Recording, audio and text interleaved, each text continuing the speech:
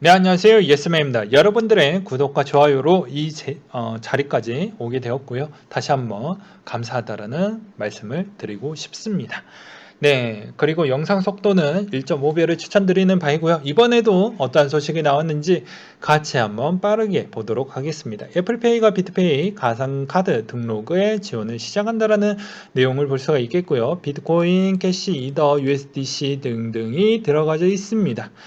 그 다음으로 마이크로 스트래티지의 블록체인 데이터 전문 인력 채용 공고를 하겠다라는 내용이 눈에 들어왔는데요. 여기서도 보시게 되면 데이터 분석가, 데이터 엔지니어를 모집을 하고 소프트웨어 상품 제작을 위해 블록체인 분석팀을 구성하고 있는 것으로 나타나져 있다고 되어져 있습니다. 이 내용을 보면서 알 수 있는 대목 중에 하나는 당연히 이 상품 제작을 우리는 어떻게 봐야 될까라고 생각을 해볼 수가 있겠죠. 근데 마이크로 스트래티지의 상품 제작이 가능하다라는 측면은 이렇게도 볼 수가 있습니다. 비트코인을 많이 매수를 했기 때문에 거래소로 갈 수도 있고 다른 사업으로도 갈 수 있는 영향이 있겠죠. 그렇기 때문에 아마 그런 쪽으로 아마 만들지 않을까라고 추정을 해볼 수가 있게 되겠고요. 그리고 한편으로는 조만간 주총이 가까워지는 실정이 있다 보니까 아무래도 더 좋은 이야기, 우리는 투자만 하는 게 아니라 우리는 다 투자를 했던 배경에 있어서 다 이런 이유가 있었다, 이런 깊은 뜻이 있었다, 이런 이야기를 절묘하게 조각을 맞춰서 인위적으로 맞췄는지는 모르겠지만 조각을 맞춰가지고 그렇게 내는 것 같아요. 그리고 미국의 자산운용사 아크인베스트가 GBTC 보유량의 3.5억 달러를 돌파했다라는 내용을 볼 수가 있겠고요. 해당에 있는 그림으로 노란색으로 여기서 확인해 보실 수가 있게 되겠습니다. 이더가 시총 세계 43위 자산 반열에 올라왔다는 소식인데요. 이더가 위아래에 되게 재밌습니다. 위에는 기름 장사, 그리고 아래쪽은 통신 자사 장사하는 쪽인데요. 통신을 제꼈습니다. 조만간에 기름 장사를 제끼게 되면 상당히 의미가 있다고 볼 수가 있겠죠. 그 다음으로 또 내용을 보게 되면 주요 소식인데요. 도이치뱅크가 커스터디 서비스 출시에 준비 중이다 라고 되어져 있습니다. 앞으로 커스터디 쪽은 당연히 이번에 은행 쪽에서 그만큼 심혈을 기울여서 다 같이 하려고 하는 그런 욕심이 나는 상품 중에 하나이고요. 그리고 여기에서도 또 여러분들은 저의 구독자의 소수, 젊은 소수층 분들한테 제가 설명을 드리고 싶은 메시지는 이런 겁니다. 은행권에 취업하고 싶으신 분들은 은행의 기본적인 그런 라이선스도 준비를 하시면서 IT 개발에 있는 스킬도 같이 키우셔야 됩니다. 그거는 2020년도 가을 때였나 여름 때였나 일 건데요. 아마 그때 당시에 국민은행에서 욕을 엄청 많이 먹었죠. IT 개발자를 뽑는 거 아니냐. 왜 금융 관련된 직종이라고 해놓고 왜 그딴 식으로 올려놨냐, 이런 이야기가 있었거든요. 이 말의 의미는 벌써 트렌드가 은행으로 불리는 시대가 끝났고 앞으로 금융 플랫폼 기업으로 가려고 하는 느낌이라고 보시면 될 것 같습니다. 그래서 기존의 고수하고 그런 라인센스만 준비를 하다 보면은 취업을 못 할 겁니다, 아마. 그렇기 때문에 무조건 IT 개발에 대한 측면에 대한 쪽도 준비를 하시면서 좀 대응을 하시고 취업을 잘 하셨으면 좋겠다라는 말씀을 드리고 싶고요. 도지에 이제 25억 달러 상당의 주소를 발견했는데 이게 머스크가 아니겠냐라는 주장이 나오고 있습니다. 그리고 그레스케일에 이번에도 인력이 대거 채용한다라는 소식이 있고, 여기서도 눈에 들어오는 건 마케팅, SNS 이쪽에 거의 쏟아붓겠다라는 것이죠. 그래서 사람들을 많이 끌어다 오게끔 홍보를 많이 할 것이다라는 쪽으로 좀 초점을 맞춰서 보시면 될 것 같습니다. 그리고 블랙스완의 저자가 비트코인은 실패작이다라고 해서 최근 지속 매도 중이라고 이야기를 하고 있는데, 글쎄요, 지금의 분위기가 과연 그렇게 될까요? 라고 설명을 드리고 싶고요. 그레스케일 신탁 보유자산이 3,460.85 비트코인이 증가를 했다라는 점에 좀 우리는 집중 있게 볼 필요성이 있을 것 같습니다. 그러하고요. 그 다음으로 넘어가도록 하기 전에 BTC 연동 토큰 락업 가치가 80억 달러, 역대 최대치라고 되어져 있는데요. 보게 되면 WBTC, HBTC, RMBTC가 최고치를 띄워주고 있는 실적입니다. 그래서 이쪽에 연동되어져 있는 토큰들 좀 유심하게 볼 필요성이 있다라고도 설명을 드리기도 했고요. 그리고 뭐 여기에서도 보게 되면 요거 나중에 커뮤니티에다가 올려드릴게요. 커뮤니티. 예, 유튜브 커뮤니티에 올려둘 테니까 하는 방식은 요런 부분이 있구나 라는 점을 참고하셨으면 좋겠습니다. 제가 WETC를 하라는 게 아니고 이런 유형으로 하는 거구나 라는 거를 링크를 걸어둘 테니까 요거 보고 참고만 제발 참고만 하셨으면 좋겠어요. 하고 싶으신 분들은 그냥 공부하는 참 이렇게 돌아가는 거구나 라는 형태로도 접근하셔도 상당히 도움이 많이 되겠죠. 예, 그렇게 보시면 될 것 같고요. 그 다음으로 이제 또 보게 되면 되게 재밌는 게 잭도시가 제이지와 같이 공동으로 비트코인 개발 펀드를 설립한다라고 되어져 있습니다. 그래서 이게 얼마만큼 성과가 나올지는 좀 모르겠지만 일단 하는 거에 우리는 취지를 좀 두는 게 맞을 것 같다는 생각이 들고요. 그 다음으로 트론에서 새로운 마스코트 트론 블을 조만간에 기다려 봐라 라고 이야기를 했습니다. 그래서 앞으로 이 마스코트가 상당히 귀엽고 되게 아트하게 나왔는데요. 요게 좀 재밌을 것 같습니다. 그래서 여기 댓글도 되게 재밌는데요. 마케팅은 진짜 넘버원이다 라고 칭찬을 아끼지 않고 있습니다.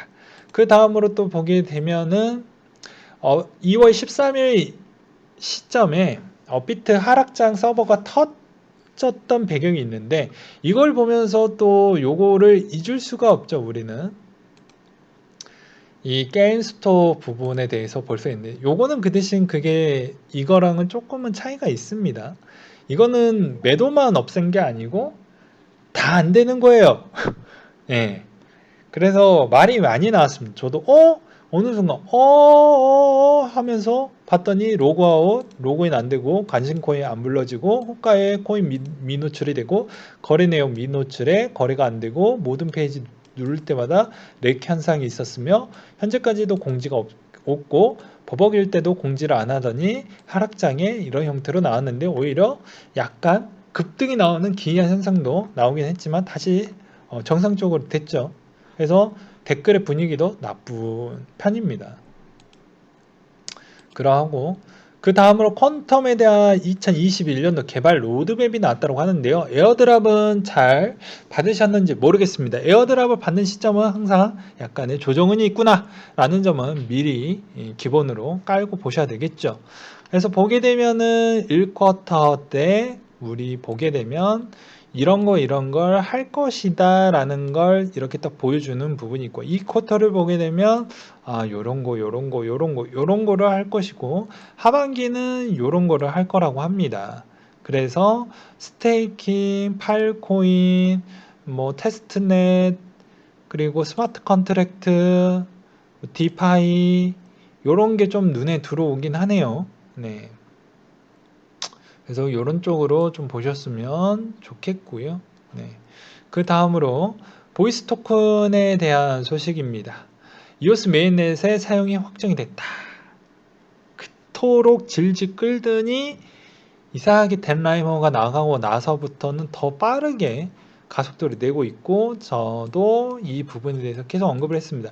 이오스에 대한 소식은 계속 좋은 소식이 계속 나올 수밖에 없는 실정이다 라고 이야기를 했어요. 이때까지 계속 눌려져 있어서 거의 스텔분과 같다 뭐 이런 이야기를 했는데 지금은 조금은 다른 분위기를 가려고 하고 있는 실정입니다.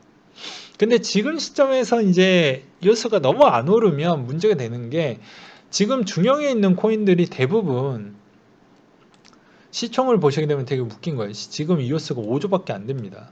근데 여기에서 중형급들이 거의 다 많이 올라왔어요. 뭐 봐보세요. 에이다 벌써 30조 원 넘었죠. 폴카닷도 거의 보게 되면 28조 원이죠. 트론도 어찌저찌 4.5조 원이죠. 이러다가는 이오스 엄청 더 많이 떨어지면 거의 보이지 않고 관심도도 떨어져 버렸기 때문에 아무래도 그런 측면에 있어서 조금은 대응하려고 하는 거 아니겠냐 뭐 이런 측면으로도 보이기도 하더라고요. 그렇기 때문에 이제부터는 조금은 괜찮은 그런 바람이 좀 불지 않을까라는 개인적인 생각이 들고요. 그리고 우버 측 CEO가 회사가 필요하면 비트코인을 언제든지 받을 수 있다라는 이야기를 꺼냈습니다. 그러면서 계속 지지를 해주고 있는 실정이죠. 근데 최근에 보게 되면 되게 재밌는 것 중에 하나가 요새 새로운 패러다임에 추구하는 그런 신생 기업들이 오히려 이런 코인 시장을 좀 달갑게 맞이해주는 형태라고도 볼 수가 있게 되는 대목이라고도 생각도 들기도 해요. 그만큼 잘 지지를 해주고 있는 실정이고요. 그런 게 좀 재밌었고요. 그리고 이제 제가 또 바쁘다 보니까 놓쳤던 부분이 있는데 그 내용 보충 설명하도록 하겠습니다. 앨런 머스크에 대한 이야기인 건데요. 왜 앨런 머스크가 이렇게까지 많이 외쳐냈을까라는 생각을 하게 되면 제가 이야기했던 거 외적으로 설명을 하도록 하겠습니다. 스트라이프 이야기를 꺼낼 수밖에 없다. 왜냐? 앨런 머스크가 투자한 글로벌 핀테크 회사인데요. 조만간에 IPO도 할 수 있다라는 이야기가 나오면서 그쪽에 관련되어져 있는 스펙 몇 호라고 이야기를 많이 하거든요. 그래서 그쪽으로 우회상장이 될 것이다라고 해갖고 그쪽이 조금 핫하고 있습니다. 미국에서 가장 핫하고 있어요. 그래서 아마 이걸 띄워주기 위한 형태로 가는 거 아니냐. 지금 분위기상 이게 지금 하게 된다고 하면 적정 가격이 아마 조만간 100조 원은 넘지 않겠냐라는 이야기까지도 나오고 있거든요. 그러면 아무래도 여기가 지금 분위기가 예사롭지 않기 때문에 아마 또 이거를 통해 가지고 또 무언가를 좀 해보려고 하지 않을까라는 또 생각도 들기도 합니다. 하여튼 핀테크에서 가장 주목받고 있는 회사 중에 하나이고요. 과거에 2018년도 때 비트코인 사용 거래 중단을 하기도 했습니다. 그전에는 했다라는 것이죠.